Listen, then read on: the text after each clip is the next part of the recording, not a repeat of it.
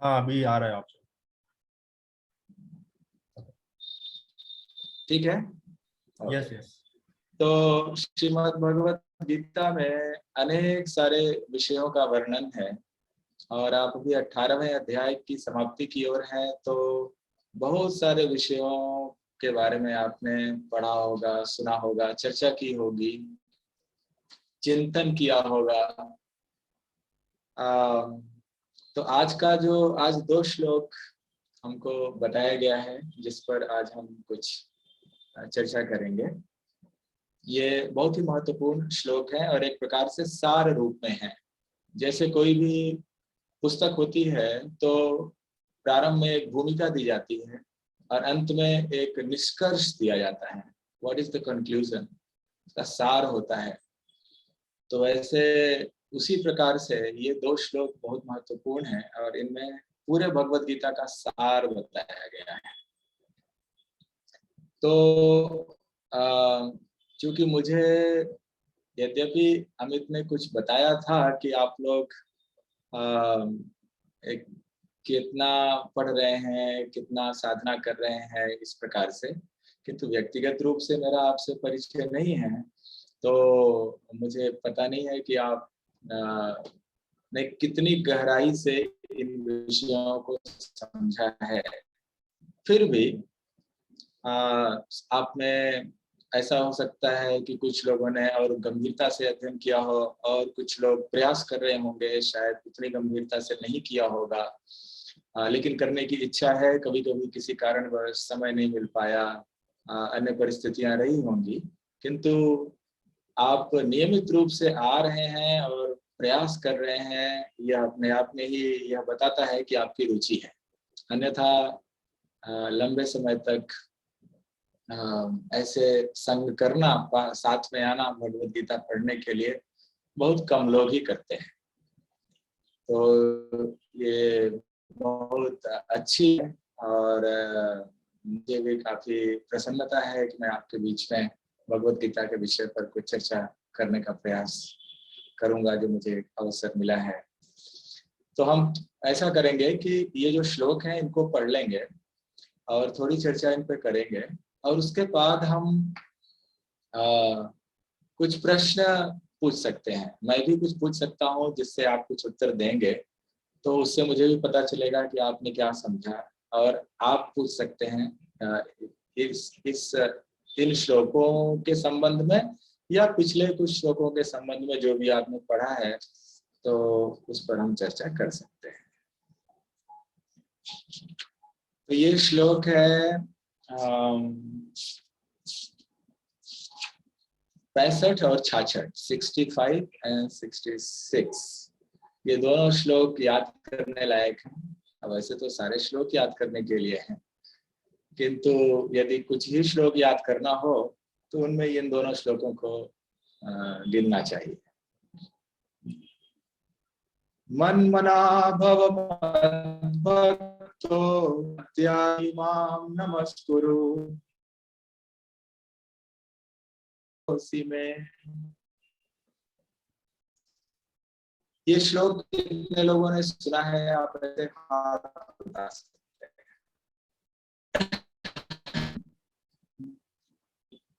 सुना है ये श्लोक किसी ने? यदि तो हाथ उठा सकते हैं। थोड़ा आवाज भी ब्रेक हो ओके, रही है बीच में। तो अच्छा, बीच में वो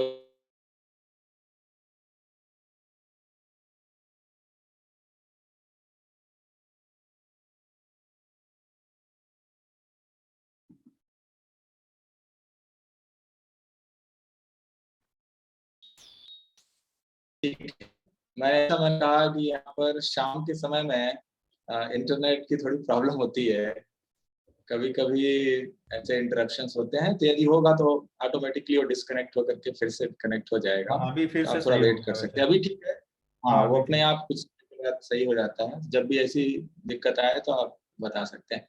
तो मैं ये पूछ रहा था कि ये जो श्लोक हमने पढ़ा, मन मना भव मद भक्तो मत त्याजी माम नमस्कुरु, ये श्लोक क्या आपने पहले कहीं देखा है, सुना है? हाँ, तो अमित ने हाथ उठाया था। हाँ, यदि आपने भगवत गीता आप पहले से पढ़ते आ रहे हैं तो ये इस श्लोक की जो पहली पंक्ति है और दूसरी पंक्ति का भी थोड़ा सा अंश वो एक और श्लोक में पहले आ चुका है। वो 9वें अध्याय का अंतिम श्लोक वो भी इससे काफी मिलता जुलता है। थोड़ा सा अंतर दूसरी पंक्ति में है किंतु पहली पंक्ति पूरी ऐसे ही है। तो भगवान इस बात को 2 बार कह रहे हैं, तो इसके कारण इस श्लोक का महत्व और बढ़ जाता है। कोई बात यदि बार बार कही जाती है तो वक्ता यदि किसी बात को बार बार कहते हैं तो इसका अर्थ होता है कि उसका महत्व अधिक है।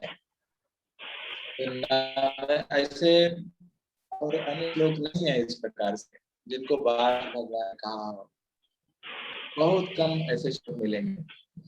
ये श्लोक पहले भी आ चुका है। इसका अर्थ है, पहले शब्द अर्थ हम देख लेंगे। भगवान कह रहे 4 बातें यहाँ पर बता रहे हैं पहली पंक्ति में। कह रहे मन मत मना, वो संधि होकर के मन मना हो जाता है, लेकिन मत मना माने मुझ में मेरा चिंतन करो, अपने मन को मुझ में लगाओ ऐसे। और मत भक्तो, मेरा भक्त बनो। फिर मत त्याजी, मेरी पूजा करो, मेरा अर्चन करो। और माम नमस्कुरु, मुझको प्रणाम करो। 4 बातें बता रहे हैं। चिंतन करना, भक्ति करना, पूजा करना और प्रणाम करना। ये चारों बता करके कहते हैं माम एव एसी। माम एव एसी माने मुझको ही प्राप्त करोगे। एष्यसि माने प्राप्त करना। फिर कहते हैं सत्यम ते प्रति जाने, मैं तुमसे सत्य वचन कह रहा हूं। इतना कह करके फिर कहते हैं कि कहीं शायद कुछ संदेह हो अर्जुन को, तो इस बात को फिर से और जोर देने के लिए कहते हैं मैं सत्य बोल रहा हूं। जैसे हम भी कुछ कहते हैं और हमें उस पर बल देना होता है तो I am speaking fact, I am speaking truth, I am not joking, ऐसे हम कहते हैं ना कि मजाक नहीं कर रहा हूं, मैं सही कह रहा हूं। तो भगवान वैसे ही कह रहे हैं कि सत्यम ते प्रति जाने। फिर क्यों ऐसा बोल रहे हैं भगवान, वो बताते हैं प्रियो असी में। ते मम प्रियो असी, तुम मुझको प्रिय हो इसलिए। तो कोई बहुत प्रिय है तो उसके लिए बहुत अच्छी और मंगलकारी बातें, जो सबसे श्रेष्ठ बातें होती हैं वो बताई जाती है। अर्जुन भगवान को बहुत प्रिय है, इसलिए भगवान इस प्रकार से उनको बताते हैं। अनुवाद को हम पढ़ेंगे। मैंने शब्दार्थ पढ़ा।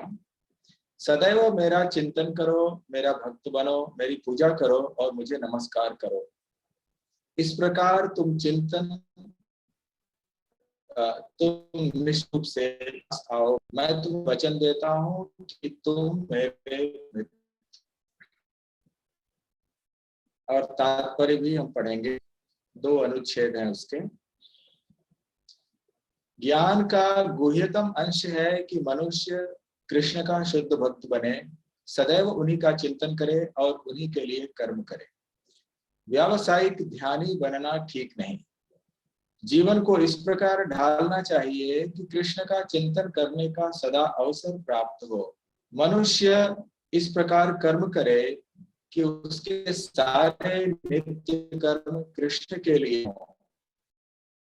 वह अपने को इस प्रकार व्यवस्थित की चौपटे कृष्ण का ही चिंतन करता है। और भक्ति यह प्रतिज्ञा है कि जो इस प्रकार कृष्ण भावना में होगा, कृष्ण भावना भावित होगा, वह निश्चित रूप से कृष्ण धाम को जाएगा, जहां साक्षात कृष्ण के सानिध्य में रहेगा।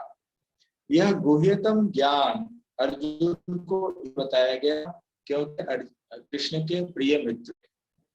जो कोई भी अर्जुन पथ का रहता है कृष्ण का प्रिय मित्र बनकर अर्जुन के सिद्धि प्राप्त कर सकता है। ये शब्द इस बात पर बल देते हैं कि मनुष्य को मन उन कृष्ण पर एकाग्र करना चाहिए जो दोनों हाथों में वज्र किए सुंदर मुख वाले तथा अपने बालों मोर पंख धारण किए हुए बालक के रूप में है। कृष्ण का वर्णन ब्रह्म संहिता तथा अन्य ग्रंथों में पाया जाता है।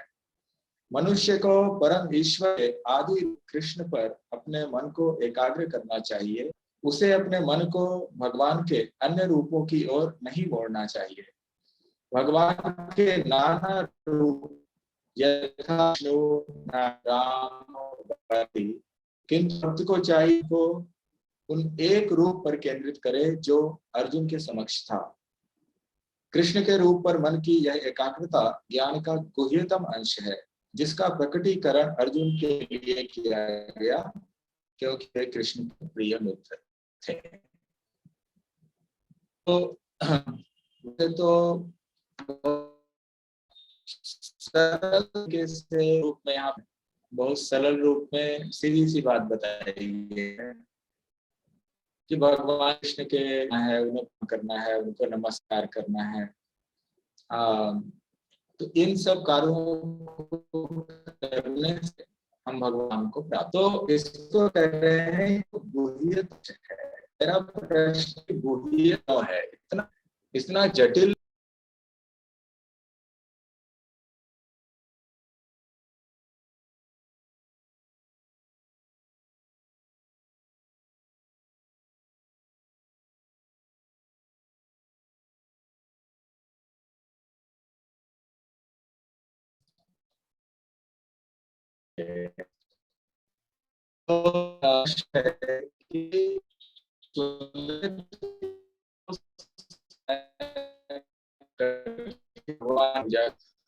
अगर वो बताते कि नहीं इतना करो, जटिल ध्यान करो, फिर वहाँ बहुत विवरण करते मान, तो लगता है अरे ये बहुत महत्वपूर्ण या बहुत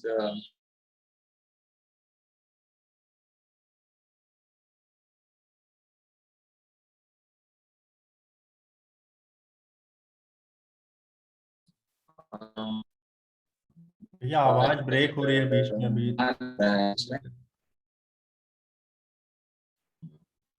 इंटरनेट प्रॉब्लम है मेरी। आई थिंक अभी Let सही us होगा। see. अभी सही हो गया। I would बीच बीच में होता है। We have to शाम के समय ना प्रॉब्लम इज इवनिंग टाइम, क्योंकि सभी लोग शाम के समय में घर पे आके सब इंटरनेट यूज करते हैं और कनेक्शन वीक हो जाता है। तो तो मैं ये कह रहा था कि ये जो बातें यहाँ पर बताई गई हैं वो सुनने में कोई बहुत जटिल तो नहीं लग रही है, तो इसे गुह्यतम क्यों कहते हैं? इससे और कठिन कठिन बातें कहीं कहीं अन्य अध्याय में बताई गई है जो सुनने में समझने में भी बहुत कठिन लगेगा। तो ये बहुत गुह्य क्यों है? Why is this very और वेरी इसे filled with deep mystery? ये प्रश्न हो सकता है ना ऐसे, क्योंकि यहाँ पर प्रभुपाद जी लिखते हैं गुह्यतम, ज्ञान का गुह्यतम अंश है ये, तो why is this a mystery? इसके बारे में कोई कुछ कहना चाहेंगे? अपने पूर्व अध्ययन के आधार पर आप कुछ कह सकते हैं। ये करना बहुत कठिन है क्या जो भगवान कह रहे हैं? नहीं, कठिन नहीं है, बट आई थिंक मेरे हिसाब से गुह्यतम इसलिए भगवान बोल रहे हैं क्योंकि ये इतना सरल है करना, और इतना जटिल सब्जेक्ट हम पहले ही जैसे आपने बताया पिछले अध्याय में पढ़ चुके हैं, तो लोगों को लग सकता है कि इतना आसान कैसे हो सकता है भगवान को प्राप्त करना।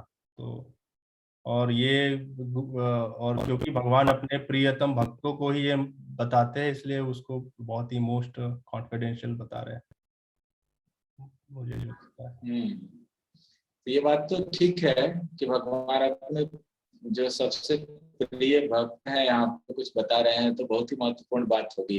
अंत में सब कुछ बता करके जो निष्कर्ष बताते हैं तो ये गुह्यतम इसलिए है कि ये सरल लगता है, लेकिन इसके जो योजना चाहिए वो बहुत कम लोगों में होती है। क्योंकि ये करने के लिए बहुत श्रद्धा चाहिए।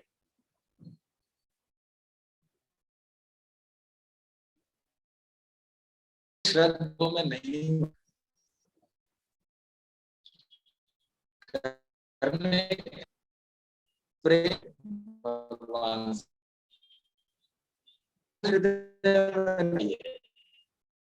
भगवान के प्रति, भगवान की जो इसको करने के बाद बताते हैं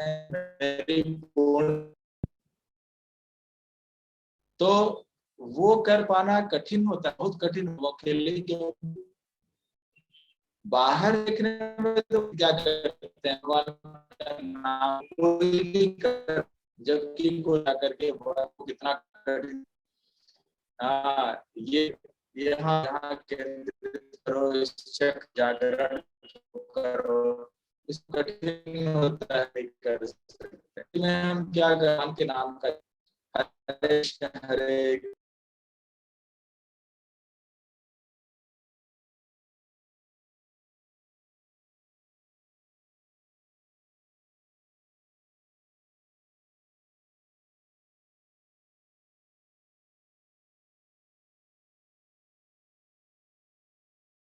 आई थिंक फिर से डिस्कनेक्ट हो रहा है इंटरनेट। जैसे हम बात शुरू करते हैं तो इंटरनेट बंद हो जाता है। ऑडियो ओनली कर लिया जाए क्या त्रिपाठी? हाँ, मुझे भी लग रहा है वही थोड़ा यूज होगा इंटरनेट पे।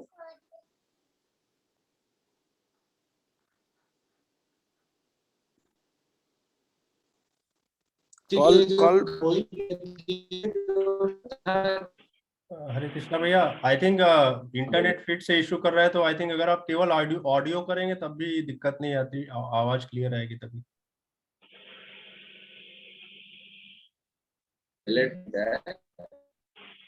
ओके, ठीक है। तो भगवान को इसको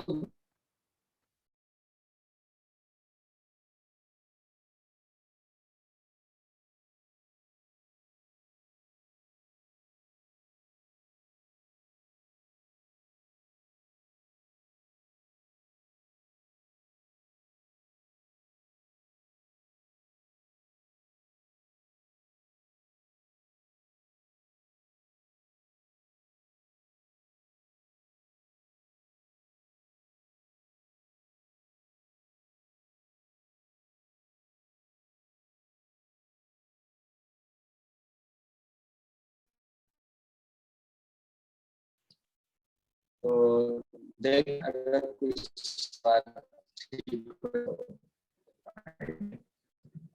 तो जो इस सरल है, ये है बहुत, लेकिन इसको करने के लिए जो श्रद्धा और प्रेम वो होना बहुत कठिन है। तो बहुत सारे ऐसे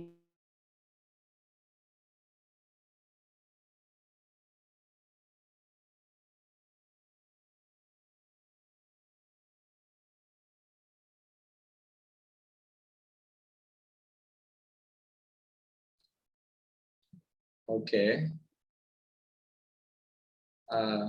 तो बहुत सारे ऐसे लोग होते हैं जो अन्य प्रकार की विधियों को करने में बहुत रुचि दिखाएंगे, किंतु भक्ति के प्रति उनकी श्रद्धा नहीं होती है। तो इस कारण से यह बहुत कठिन हो जाता है। तो यह जो श्रद्धा है वो प्राप्त कैसे होती है, ये बहुत महत्वपूर्ण है। वो श्रद्धा जिसके पास होती है उसका जब हम संग करते हैं तो हम उस श्रद्धा को प्राप्त करते हैं। तो भक्तों के संग में जब हम आते हैं तभी हम भक्ति कर सकते हैं। इसके अतिरिक्त भक्ति का बीज प्राप्त करने का और कोई उपाय नहीं है। तो भक्ति के विषय में बहुत वर्णन अन्य शास्त्रों में है। श्रीमद् भागवतम में विशेष रूप से, चैतन्य चरितामृत में, अन्य ग्रंथ हैं जिनके नाम आपने सुने होंगे और शायद कुछ पढ़ा भी होगा। तो ये जो भक्ति का बीज है जो हमें मिलता है वो भक्तों के संग में प्राप्त होता है। इसी भगवत गीता को अनेक प्रकार के लोग पढ़ते हैं और वो पढ़ करके अपना अलग अलग निष्कर्ष निकालते हैं। यद्यपि ये हम देखें तो ये भक्ति परक ग्रंथ है, मुख्य रूप से भगवान भक्ति के विषय में ही बताना चाहते हैं, लेकिन फिर अन्य सारे बहुत सारी बातों पर चर्चा क्यों करते हैं? क्योंकि बहुत सारे ऐसे लोग हैं जो सीधे भक्ति को स्वीकार करने के लिए अभी योग्य नहीं है, वो नहीं कर सकते। उनके हृदय में तमाम तरह की इच्छाएं हैं जो उन्हें भगवान का शरण ग्रहण करने में बाधक होती है। तो ये हमारा बहुत बड़ा सौभाग्य है यदि हमें भक्तों के संग में आकर के ये भक्ति करने का बीज प्राप्त होता है, क्योंकि ये जीवन तो देखिए धीरे धीरे बीत जाता है। चाहे जितना भी हम भौतिक प्रगति कर लें, कितना भी धन कमाए, कितना भी ऊंचे पद पर पहुंच जाए, सामाजिक प्रतिष्ठा हो, शक्ति हो, लेकिन एक दिन सब नष्ट हो जाता है, सब कुछ नाशवान है। तो पहले तो ये हमें स्पष्ट रूप से समझ में आना चाहिए। अन्य जो विषय हैं जिन पर आपने पहले चर्चा बहुत किया होगा कि हम वास्तव में आत्मा है, ये शरीर नहीं है, आत्मा शाश्वत है, और जब हम ये शरीर छोड़ते हैं उसके बाद हमारा अगला जन्म होता है। तो ये सारे जो विषय हैं वो आपने पहले अध्ययन किया होगा, हम ये मान करके चल रहे हैं। तो उन सब को ध्यान में रखते हुए यदि हम विचार करें तो अंत में जीवन का लक्ष्य क्या है, जीवन में हम प्राप्त क्या करना चाहते हैं। तो हर व्यक्ति तो सुख की खोज में लगा हुआ है, कोई भी दुख की खोज करता नहीं है। दुख अपने आप जीवन में आता है बिना खोज किए, बिना प्रयास किए। तो अनेक प्रकार के नाशवान वस्तुओं से यदि हम सुख की खोज करते हैं तो वो कैसे संभव हो सकता है? जिस वस्तु में हम सुख खोज रहे हैं वो स्वयं ही नाशवान है, तो उससे प्राप्त होने वाला सुख कैसे शाश्वत हो सकता है? जैसे हम धन में अगर सुख खोजते हैं तो धन तो नाशवान है, ये शरीर ही नाशवान है, तो अन्य वस्तुओं का हम क्या कहें? तो इसलिए इस प्रकार की जब रुचि उत्पन्न होती है, जिज्ञासा उत्पन्न होती है कि जीवन में वास्तव में हम, जीवन का लक्ष्य क्या है, हम क्या प्राप्त करना चाहते हैं, कैसे हम सुखी हो सकते हैं, जो ऐसा सुख जो शाश्वत बना रहे और नष्ट ना हो। इस तरह के प्रश्न, इस तरह की जिज्ञासा जब मन में उत्पन्न होती है तब हम इस पथ पर आते हैं। और फिर श्रीमद् भगवद गीता में भगवान अनेक प्रकार के मार्गों का वर्णन करते हैं, क्योंकि बहुत सारे ऐसे लोग होंगे जिनकी सीधे श्रद्धा नहीं होगी भगवान की भक्ति करने में। तो उनके लिए कर्म का विधान, ज्ञान का विधान, अष्टांग योग है, अनेक प्रकार की पद्धतियां हैं। 12वें अध्याय में भी हमने यदि हम देखें तो वहां पर बहुत स्पष्ट रूप से भगवान कहते हैं कि जब अर्जुन ने पूछा कि भगवान आपने तो पहले भक्ति के लिए बताया और फिर अन्य प्रकार की विधियां भी बताई, तो उसमें क्या श्रेष्ठ है? भगवान स्पष्ट बताए कि मेरी भक्ति करना श्रेष्ठ है। लेकिन फिर उसके बाद वहां से प्रारंभ करके कहते हैं लेकिन यदि ऐसा नहीं कर सकते तो ये करो, यदि ये नहीं कर सकते तो ये करो। पहले तो उसमें उन श्लोकों को हम यदि थोड़ा सा पढ़ें उनके अर्थ को, तो वहां से बहुत स्पष्टता हमें प्राप्त होगी। तो मैं वो श्लोकों के 4-5 श्लोकों के अर्थ पढ़ता हूँ।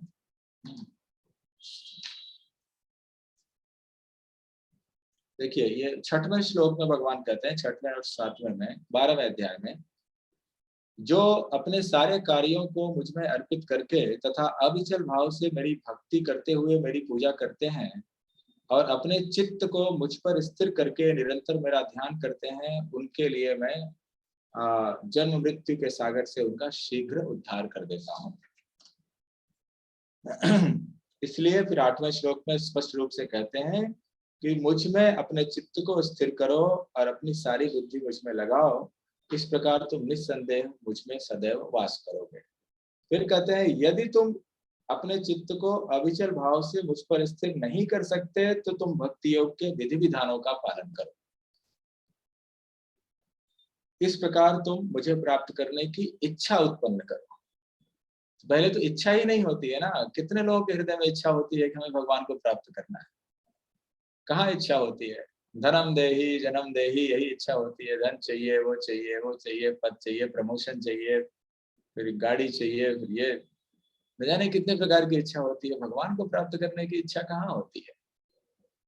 तो वो कह रहे हैं कि क्योंकि भगवान में चित्त लगाने के लिए तो बहुत तीव्र इच्छा चाहिए भगवान को प्राप्त करने की, तभी तो चित्त वहां लगेगा।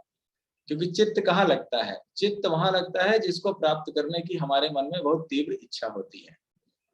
जैसे हमें बहुत धन चाहिए तो हमारा चित्त, हमारी चेतना उन सारे कार्यों में लगेगी जहां से बहुत धन उत्पन्न होता है अपने आप। जैसे जो बिजनेस करते हैं वो हमेशा व्यापार के बारे में सोचते रहते हैं, यहाँ पैसा लगाने से अधिक आएगा, वहां बढ़ेगा, यहाँ लाभ होगा।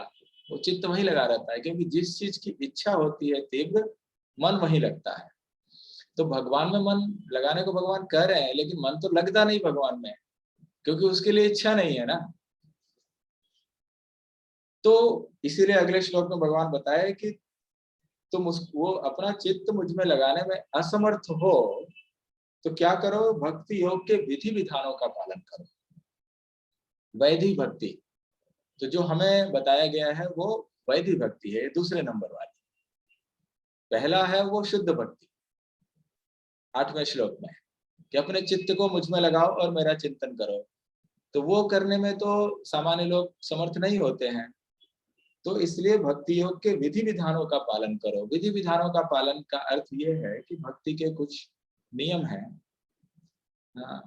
जिसमें हम 16 माला जप करते हैं, या जो भी जप करना प्रारंभ करते हैं, तो जब प्रारंभ करते हैं तो 2 माला है, 1 माला है, या इस प्रकार से ये विधि विधान है। इसको अभ्यास कहते हैं। अभ्यास योगेन ततो माम इच्छाप्तुम धनंजय। अभ्यास करो भक्ति का। तो हम भगवान के नाम का जप करते हैं, कुछ व्रत होते हैं महत्वपूर्ण दिनों पर, उनको करते हैं।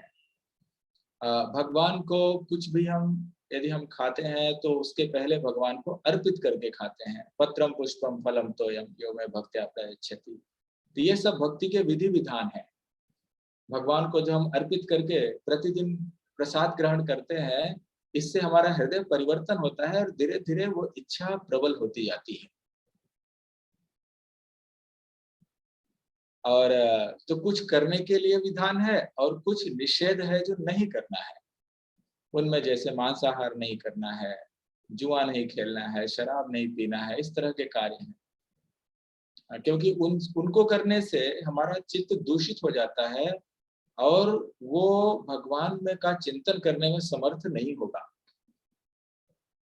तो वे क्रियाएं जो हमारे चित्त को दूषित करती हैं और हमें भगवान के निकट जाने में बाधा उत्पन्न करती हैं, उनका निषेध किया जाता है। और वे क्रियाएं जो हमारी सहायता करेंगी भगवान के पास जाने में, उनको करने के लिए कहा जाता है। जैसे भगवान के नाम का जप है, और जैसे ये सत्संग है, भक्तों के संग में आकर के भगवान की वाणी का श्रवण करना, उनको सुनना, उनका चिंतन करना, उनको चर्चा करना, ये बहुत महत्वपूर्ण है। तो ये बात पहले बताए, और उसके बाद भगवान उसी 12वें अध्याय में फिर आगे कहते हैं कि यदि तुम भक्ति योग के विधि विधानों का भी अभ्यास नहीं कर सकते तो मेरे लिए कुछ कर्म करने का प्रयत्न करो। अर्थात कुछ कर्म करो ऐसा, और उसका फल मुझको अर्पित करो। जैसे नौकरी कर रहे हैं तो उसका एक हिस्सा, कुछ प्रतिशत हम भगवान की सेवा में लगा दे देते हैं लोग, ऐसे दान मंदिर में हर महीना या कुछ इस तरह से। तो कोई और जो कर रहा है उसको सहयोग करते हैं, तो उसको करने से धीरे धीरे अपने अंदर भी इच्छा आएगी, अच्छा आप ये पालन करते हैं, ये करते हैं, मैं भी करूंगा।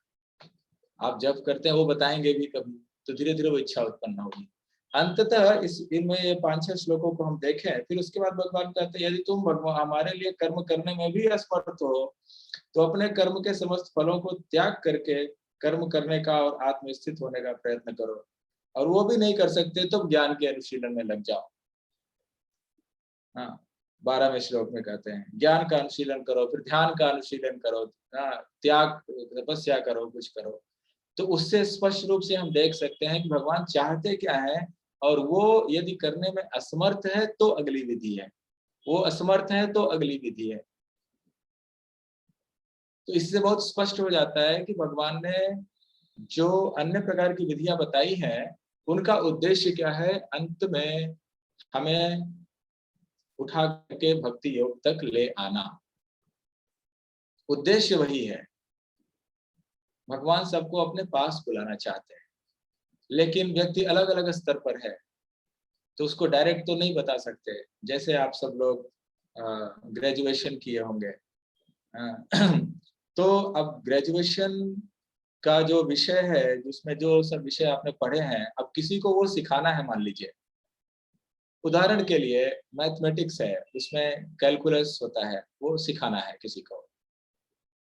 अब डायरेक्ट तो हम आके नहीं सिखा सकते किसी को, उसको उसके पहले कुछ बेसिक अलजेब्रा आनी चाहिए, उसको थोड़ी ट्रिग्नोमेट्री आनी चाहिए और कोऑर्डिनेट्स, कुछ इक्वेशंस आनी चाहिए, बेसिक इक्वेशन सॉल्विंग आनी चाहिए, ऐसे बहुत सारी चीजें आनी चाहिए, तब जा करके वो कैलकुलस पढ़ पाएगा।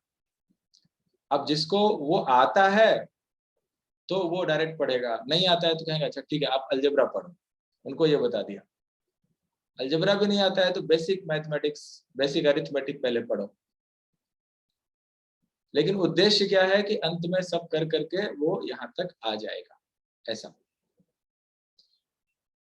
तो उसी प्रकार से अन्य सारी विधियां जो हैं वो गलत नहीं है, लेकिन वो अंतिम लक्ष्य नहीं है, ऐसे समझ सकते हैं। तो अन्य सारे पथ जो हैं उनका उद्देश्य भगवान स्पष्ट रूप से बता रहे हैं कि अंत में उनको भक्ति योग तक ले आना है। ऐसे अन्य श्लोक में भी भगवत गीता में कहते हैं कि बहुनाम जन्मनाम अन्ते ज्ञानवान मां प्रपद्यते वासुदेव सर्वमिति स महात्मा सुदुर्लभः। बहुत बहुत जन्मों तक ज्ञान का अनुशीलन करने के बाद कोई ऐसा होता है जो यह जान पाता है कि वासुदेव ही सब कुछ है, भगवान कृष्ण ही सब कुछ है, और वो मेरी शरण में आता है। ऐसे लोग दुर्लभ होते हैं। ऐसे अनेक श्लोक हैं जिनके माध्यम से हम देख सकते हैं कि अन्य विधियों के माध्यम से भगवान का उद्देश्य क्या है, वो है उनको भक्ति के पथ तक ले आना। क्योंकि भक्ति में जो भगवान के दिव्य रूप का चिंतन करना, उनको उनकी सेवा करना, उनके शरण में जाना, ये करने के लिए जिस प्रकार की चेतना या हृदय की अवस्था चाहिए वो सबके पास नहीं होती है। इसलिए उस अवस्था को प्राप्त कराने के लिए अन्य सारी विधियां भगवान ने बताई है। धीरे धीरे करके वहां तक तो आएंगे। अब डे 1 पर ही बोले कि जाकर भगवान में पूरा मन लगाओ और चिंतन करो, लेकिन मन तो लगता ही नहीं है, वो करेगा क्या? भगवान करे मन मना भव मत भक्तो, अपना मन मुझ में लगाओ। हाँ, अब मन तो लगता नहीं है तो क्या करेंगे? इसीलिए विधि विधानों का जब हम पालन करते रहते हैं तो धीरे धीरे हमारा चित्त भगवान के प्रति आकृष्ट होगा।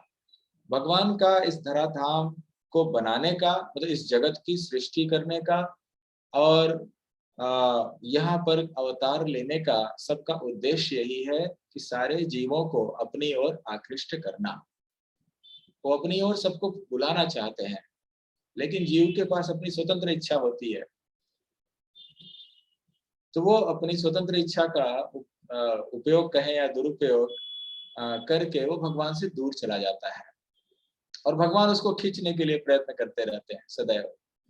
अनेक प्रकार से ये ग्रंथ भगवत गीता देते हैं, श्रीमद् भागवतम देते हैं, अनेक सारे भक्तों को भेजते हैं, अपना स्वयं आकर के यहाँ लीलाएं करते हैं, ऐसे अनेक प्रकार से हमें आकृष्ट करने का प्रयत्न करते रहते हैं।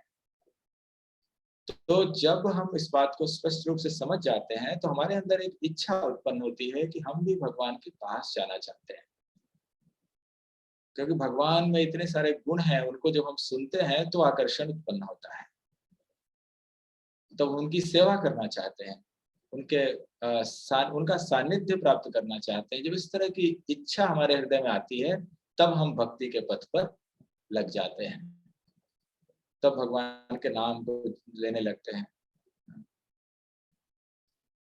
तो ये इन्हीं बातों को यहाँ पर इस श्लोक में भगवान बता रहे हैं। और अगले श्लोक को विस्तार से चर्चा करने के लिए तो समय शायद नहीं होगा, लेकिन संक्षेप में अगले श्लोक में भगवान कहते हैं, सर्वधर्मान् परित्यज्य माम एकम शरणं व्रज अहम त्वाम सर्व पापेभ्यो मोक्षयिष्यामि मा शुचः। सारे धर्मों को त्याग करके, सर्वधर्मान् परित्यज्य, सारे धर्मों को त्याग करके, माम एकम शरणं व्रज, मेरी शरण में आओ, एकमात्र मेरी शरण में आओ। अब देखिए भगवान भी अद्भुत है ना, कि इतने सारे मार्गों को बताया, पहले इतने सारे धर्मों को बताया, ये वो, और अंत में कह रहे हैं ये सब त्याग दो। हाँ, जैसे कोई हम क्लास लें और पूरा लेक्चर बताएं, ये करो ये करो ये करो, और अंत में कहे मैंने जो कुछ बताया सब छोड़ो, बेकार है, इट विल लुक स्टूपिड। हाँ, लेकिन भगवान इतने सारी विधियों को बताया और अभी क्या कह रहे हैं अंत में, सब छोड़ दो, सब बेकार है। लेकिन ऐसा नहीं है कि सिर्फ छोड़ना, कुछ करने के लिए भी बता रहे हैं वहां पर। वो छोड़ना इसलिए है क्योंकि उससे श्रेष्ठ कुछ है जिसको करना है। वो क्या है, माम एकम शरणम व्रज, क्योंकि और सारी विधियां जो हैं उनका उद्देश्य भी यही था, मेरी शरण में आना ही था। तो ये तुम स्वयं तो, तुम तो समर्थ हो करने के लिए, तो तुम्हें अन्य सारी विधियों का पालन करने की क्या आवश्यकता है। अर्जुन समर्थ है, तो अर्जुन के लिए कोई आवश्यकता नहीं है अन्य मार्गों पर जाने के लिए। तो माम एकम शरणम व्रज। फिर कोई प्रश्न कर सकता है, भगवान आप पहले तो बता चुके हैं कि जब तक व्यक्ति पाप कर्म किए रहता है, उसके पापों का नाश नहीं होता, तब तक आपकी शरण नहीं ली जा सकती। तो क्या करें, हमारे तो बहुत सारे पाप कर्म होंगे, पूर्व जन्मों के, इस जन्मों के, उनको तो हम जानते नहीं। कि भगवान पहले क्या कहें, येषां तु अंतगतम पापम जनानां पुण्य कर्मणां ते द्वंद्व मोह विमुक्ता भजन्ते माम दृढ़व्रता। कहते हैं तेषां तु अंतगतम पापम, जिसके सारे पापों का अंत हो चुका है, जनानां पुण्य कर्मणां, जो बहुत पुण्य अर्जित कर चुका है, ते द्वंद्व मोह निर्मुक्ता, वो इस द्वंद्वपूर्ण संसार से मुक्त होते हैं। और मुक्त होकर के क्या करते हैं, भजन्ते माम दृढ़व्रता, वो दृढ़ता पूर्वक मेरा भजन करते हैं। ऐसा पहले भगवान ने बताया। तो भगवान ने पहले कहा कि मेरा भजन करने के लिए सारे पापों से मुक्त होना होगा पहले। तो कोई कहेगा कि अरे मेरे तो इतने पाप हैं, मैं कैसे भगवान का भजन करूंगा, मेरी तो योग्यता नहीं हो पाएगी। तो यहाँ इस श्लोक में सर्वधर्मान परित्यज्य श्लोक में दूसरी पंक्ति में कहते हैं, अहम त्वाम सर्व पापेभ्यो मोक्षयिष्यामि, मैं तुम्हें सारे पापों से मुक्त कर दूंगा। तुम्हें चिंता हो रही है ना कि तुम्हारे तो बहुत पाप है, उनसे मुक्त कैसे होगे, बिना उसके तो मेरी शरण में नहीं आ पाओगे। तो मैं कह रहा हूं तुमको, मैं तुम्हें मुक्त कर दूंगा, तुम मेरी शरण में आ जाओ, मैं तुम्हें मुक्त कर दूंगा। मां शुचः, चिंता मत करो, शोक मत करो। तो बहुत स्पष्ट रूप से भगवान कह रहे हैं। तो यद्यपि ये शिक्षा भगवान ने दी है कि सारे धर्मों का त्याग करके भगवान की शरण में जाना है, और वो करने से अपने आप भगवान हमें हमारे जितने भी पूर्व जन्म के कर्म हैं सब नष्ट कर देंगे। लेकिन ये करना इतना सरल नहीं है। It's easier said than done, ऐसे कहा जाता है इंग्लिश में।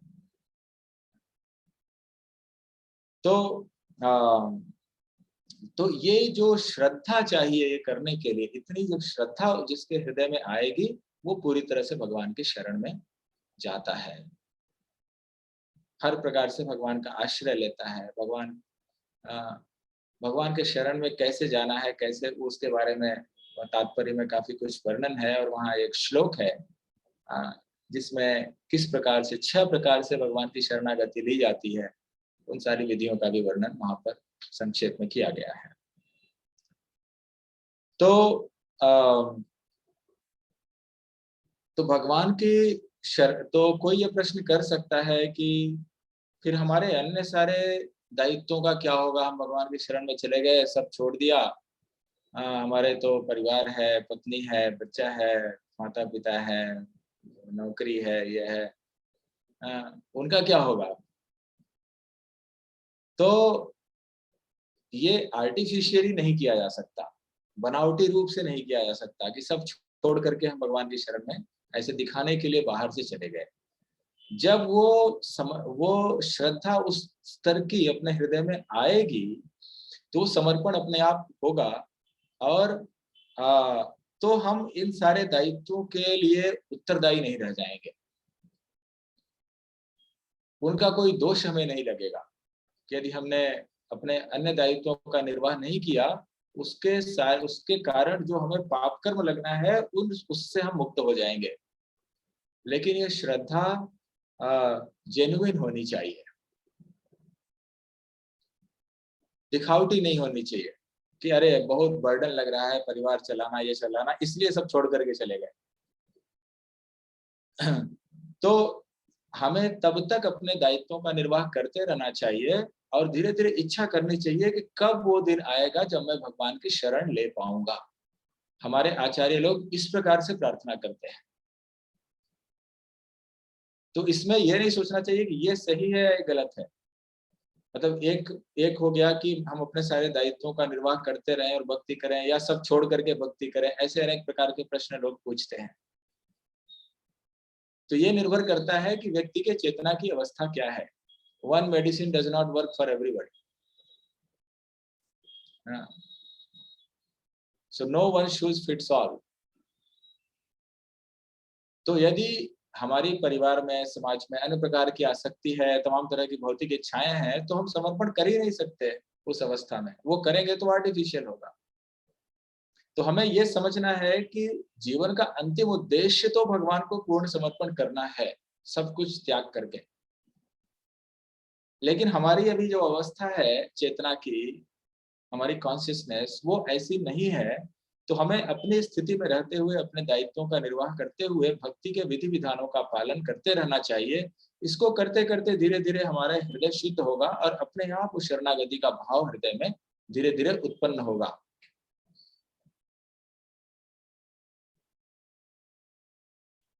तो उस तरह से भगवान से सदैव प्रार्थना करना। हमारे आचार्य गणों के जो भजन हैं, वैष्णव भजन, उनमें हम पढ़ें तो हम देखते हैं कि वो ऐसे ही प्रार्थना करते हैं कि कब मेरी वैष्णव के चरणों में रुचि होगी, कब वो दिन आएगा जब मैं वृंदावन में भगवान को खोजूंगा, कब वो दिन आएगा जब मेरा चित्त सदैव भगवान के चरणों के लिए व्याकुल होगा। वो इस तरह से प्रार्थना करते हैं, क्योंकि इस तरह से प्रार्थना करने से एक विनम्रता का भाव आता है, हृदय निर्मल होता है और भगवान का आश्रय हम हृदय में अनुभव करते हैं कि हम भगवान पर आश्रित हैं। ये जो भगवान शरण में आने की बात कर रहे हैं, वो शरण में आना वो हृदय, हमारी चेतना की अवस्था की बात है कि हम हृदय में भगवान के प्रति क्या भाव रखते हैं, क्या हम ऐसा अनुभव करते हैं कि हम उन पर आश्रित हैं। तो भक्त जो होता है उच्च अवस्था में, वो हर स्थिति में भगवान पर आश्रित होता है अपने हृदय में। लेकिन अभी हम अपने जीवन पर विचार करें और अपने हृदय में गहराई से देखें तो हम समझ पाएंगे कि हम वास्तव में आश्रित किस पर हैं? अपने नौकरी पर। बहुत सहारा है उसका ना, बहुत आश्रय है उसका। हाँ, उसके सहारे हम सोचते हैं हम ये करेंगे वो करेंगे। हम आश्रित किस पे हैं? अपने पति पर, पत्नी पर, माता पिता पर, या बहुत सारे लोगों से कांटेक्ट है समाज में, तो उन पर आश्रित होते हैं। सोचते हैं जब कोई दिक्कत आएगी तो मेरा कांटेक्ट है वहां पर, उनसे काम चला लूंगा। मेरी बहुत पहुंच है उधर, उनका सहारा है।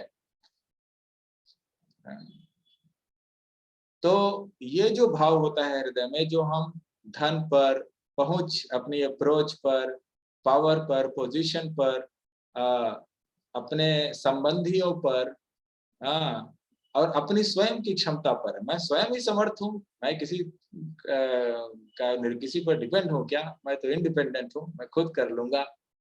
हाँ, तो ये सब जो भाव है, ये शरणागति के मार्ग में बाधक होता है। शरणागति जिसके हृदय में होती है, वो भी बाहर से हो सकता है सारा कार्य करता रहे, परिवार भी चलाता रहेगा, नौकरी भी करता रहेगा, लेकिन हृदय में आश्रय भगवान का है। वो जानता है कि ये सब है, लेकिन भगवान की इच्छा से ये सब है, वो किसी भी समय जा सकता है, हमसे छीन सकता है। वो इनका सहारा लेके नहीं जीता है। मतलब हृदय में हमेशा अनुभव करता है वो व्यक्ति कि मैं सदैव भगवान पर आश्रित हूं, एकदम उनकी क्या इच्छा, जो इच्छा उनकी होगी, और हर स्थिति जैसी भी आएगी वो संतुष्ट है। भगवान जैसी भी स्थिति में रखेंगे, आज बहुत धन दे दिया तो भी संतुष्ट है, कल सब छीन लिया तो भी संतुष्ट है, आज स्वस्थ रखा तो भी संतुष्ट है, कल अस्वस्थ कर दिया तो भी संतुष्ट है। तो वो अवस्था होती है शरणागति की। जी, भगवान जैसी भी स्थिति में रख रहे हैं, हर अवस्था में हम संतुष्ट हैं और भगवान के ऊपर कोई दोष नहीं लगाते।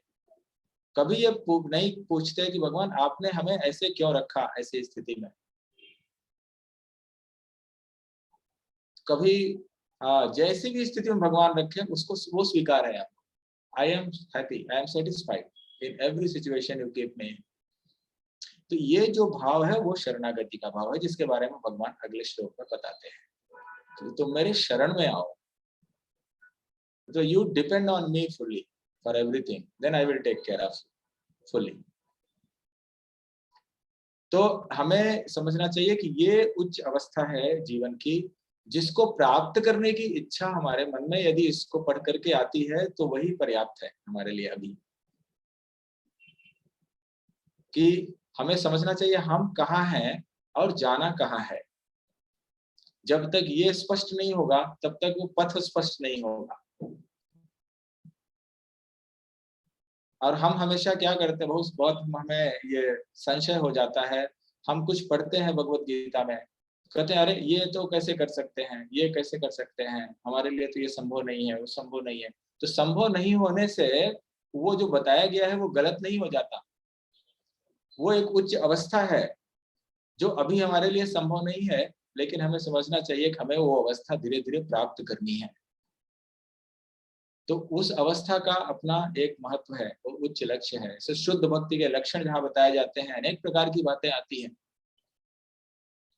जैसे 12वें अध्याय में ही आगे चल करके तो शुद्ध भक्ति के लक्षण बताए, इसमें भगवान कह रहे हैं भक्त यह स मे प्रिय, सम शत्रौ च मित्रे च तथा मानापमानयो, शीतोष्ण सुख दुखेषु समः संग विवर्जिता।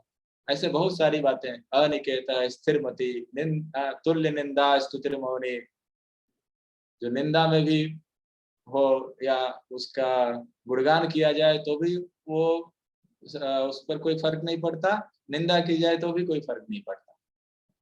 इस दोनों में जो समान बना रहता है, ऐसे भक्त मुझको बहुत प्रिय है। तो ये सब भगवान बता रहे हैं। जबकि हम जानते हैं सामान्यतः हमारे जीवन में हमको कोई प्रशंसा करता है तो हम बहुत फूल जाते हैं, निंदा हो गई तो सहन नहीं होता, कैसे उसने बोल दिया हमको ऐसे, उसकी हम देख लेंगे उसको, या तमाम तरह की बातें। तो निंदा सहन नहीं होती। तो ये हमें समझना है कि इसका अर्थ यह है हमसे सहन नहीं होता, इसका मतलब बहुत दुर्गुण है हृदय में हमारे, इसीलिए सहन नहीं होता। ये सबसे हमें अपने अंदर का दुर्गुण दिखना चाहिए। All this faults are there within our heart, और उनको दूर करने की ही ये प्रक्रिया है। भक्ति के विधि विधान वो किस लिए है? हृदय की गंदगी को साफ करने के लिए। क्योंकि सारी बाधा जो आती है हर प्रकार की पूर्ण समर्पण करने में, वो है हृदय के अंदर की बाधा। वो गंदगी है, बाहर की बाधा गंदगी नहीं, परेशानी नहीं है। वो कहते हैं ना मैं यहाँ फंसा हूँ, ये काम में, ये परिवार में, ये नौकरी में, वो सब बंधन नहीं है।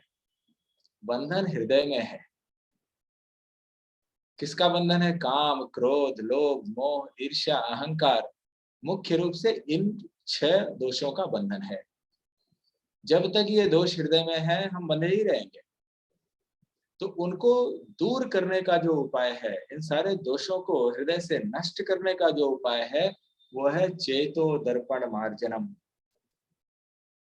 परम विजयते श्री कृष्ण संकीर्तनम। भगवान नाम जो है उसमें इतनी शक्ति है कि वो हृदय के अंदर के दोषों को दूर करता है, उसको साफ कर देता है। पता नहीं चलता हमको कैसे काम कर रहा है वो। जैसे हमें कोई रोग होता है तो हम जब दवा लेते हैं, 1 महीने का कोर्स डॉक्टर ने लिख करके दे दिया, रोज 1-1 टेबलेट लो 1 महीना तक। अब वो धीरे धीरे कैसे काम कर रही है अंदर हमको पता नहीं चलता है, लेकिन 1 महीना तक लेने से फिर धीरे रोग ठीक हो जाता है।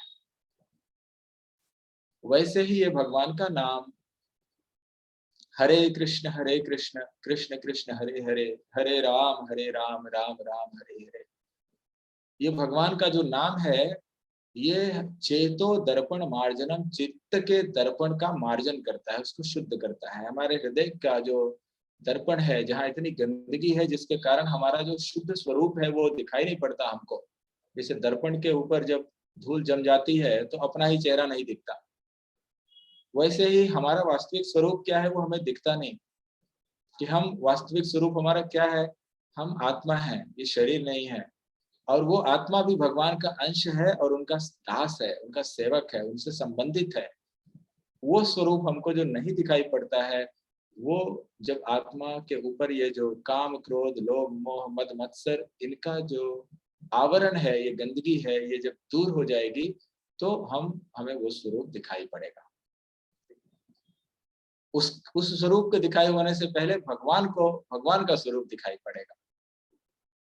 भगवान, पूरी भगवत गीता का जो उद्देश्य है वो है भगवान कृष्ण को जानना। To know Krishna is the purpose of Bhagavad Gita. इतनी सारी चीजें बताई गई हैं, लेकिन the whole purpose of everything is to know Krishna. उनको जानने से हम सब कुछ जान जाएंगे। अपने आप को भगवान के बिना हम नहीं जान सकते। सेल्फ रियलाइजेशन कभी नहीं हो सकता जब तक कृष्ण रियलाइजेशन नहीं होगा। Without knowing Krishna we can not know who are we. जैसे सूर्य है और यहाँ जगत में सारी वस्तुएं हैं, अगर सूर्य नहीं होगा तो सारी वस्तुएं होते हुए भी हम उनको नहीं देख सकते। मतलब कोई प्रकाश नहीं होगा, प्रकाश का स्रोत जब तक नहीं होगा तब तक अन्य वस्तुएं होते हुए भी वो हमें दिखाई नहीं पड़ेंगी। और सूर्य दिख गया, सूर्य आ गया तो अन्य वस्तुएं तुरंत दिखाई पड़ती है, क्योंकि वो वस्तुएं सूर्य के संबंध में दिखाई पड़ती हैं। तो उसी प्रकार से आत्मा चूंकि भगवान का अंश है, तो आत्मा को जानने के लिए पहले भगवान को जानना होगा। तो उनके अंश स्वरूप हम सब कौन है वो समझ में आ जाएगा, हम कौन है। नहीं तो भगवान को अलग करके हम अपने आप को जानने का प्रयास करेंगे तो हम गलत रूप में ही जानेंगे, सही रूप में कभी नहीं जान पाएंगे। Before self realization comes Krishna realization और गॉड रियलाइजेशन। तो वो जो विधि है जिससे हम भगवान कृष्ण को जानते हैं, वो है इस कलयुग में जो विधि बताई गई है, वो है भगवान के नाम का जप और कीर्तन। वो मुख्य विधि है, मुख्य साधन है। और उसको करने के लिए, उसमें श्रद्धा उत्पन्न करने के लिए, उसके विषय में ज्ञान प्राप्त करने के लिए फिर हम भगवद गीता है, श्रीमद् भागवतम है, भक्तों का संघ है, अनेक प्रकार की विधियां हैं जिनका हम पालन करते हैं, जिससे हमारी श्रद्धा और बढ़ती है भगवान का नाम लेने के लिए। हमारे मन में वो इच्छा और तीव्र होती है इस पथ पर चलने के लिए। और जैसे जैसे हम बढ़ते जाएंगे, हृदय में परिवर्तन हम स्वयं अनुभव करेंगे। हमारे चिंतन में स्पष्टता, जीवन के लक्ष्य के प्रति स्पष्टता, तरह तरह के दुर्गुण जो हृदय में है वो थोड़े थोड़े कम होंगे। जिन छोटी छोटी चीजों से हम पहले विचलित होते थे वो अब कम हो गया है, इसका अनुभव हमें होगा।